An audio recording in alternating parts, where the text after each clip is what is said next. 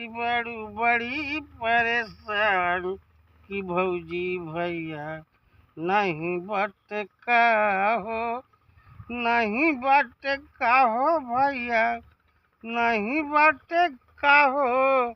लागती बड़ू बड़ी परेशान कि भौजी भैया नहीं बट का हो। नागपुर तिलौरी भौजी तो का देखाइब, सरवण भाई के दर्शन भौजी तो का कराइब। इकराम पे लगावा दिन ध्यान कि भौजी भैया नहीं बात का हो।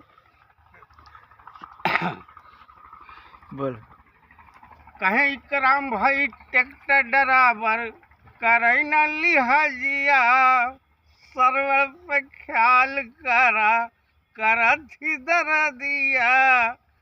ले है बम्बई भियान कि भौजी भैया नहीं बाट का।